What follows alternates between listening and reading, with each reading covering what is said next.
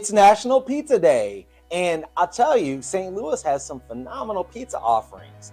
Pie pizza, you of course have Emos, which people love. It took me a while to embrace Emos because I'm not originally from St. Louis, as you know, but in my 25 years of being here, I've grown to love Emo's Pizza. However, it is not my favorite. My favorite pizza is the Blackthorn, which you'll find over in the Tower Grove neighborhood. Anyhow, what's your favorite pizza? I'd love to learn about it because I love pizza and I'd like to check it out.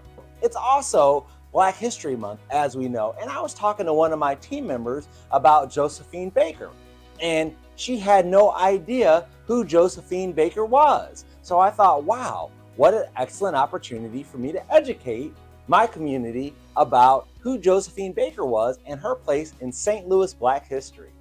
The Smithsonian Museum of African American History and Culture in Washington, D.C. talks about Josephine Baker, and they talk about how she was born in St. Louis to a washerwoman and vaudeville performer. Having experienced the horrors of the East St. Louis riots in 1917, she embraced her talents as a dancer as a way out of discrimination and poverty. She began her career by performing in vaudeville showcases all around the country. And from there, her career skyrocketed. She was the first African American woman to star in a motion picture. She also was the first African American to perform with an integrated cast at the American Concert Hall, and one of the first African American entertainers to achieve acclaim at both motion pictures and on the stage.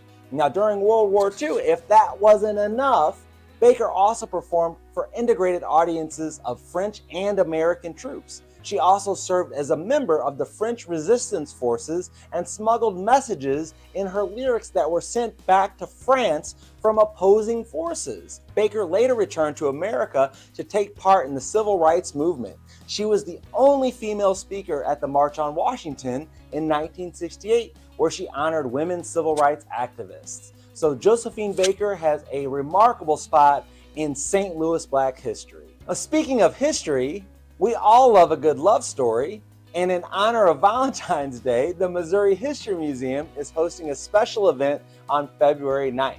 What's love got to do with it? Centered around St. Louis stories of love gone right and love gone wrong. Speaking of what's love got to do with it, we were just talking about Josephine Baker. How about Tina Turner, who's also from the region just across the river in East St. Louis? What's love got to do with it?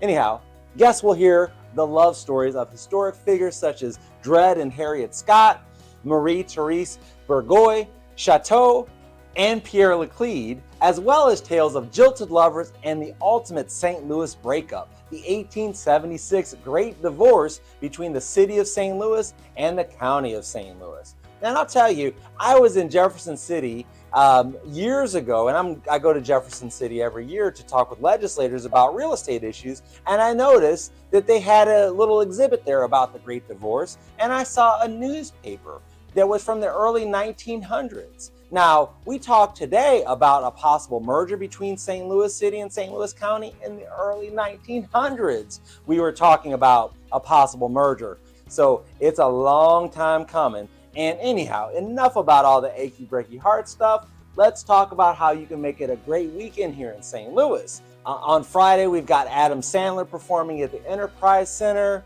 We've got the Blue Man Group, who are going to be at the fabulous Fox Theater. We've got the Taste of Soulard this weekend, which is going to be amazing. All the fantastic offerings that St. Louis is bringing to you this weekend.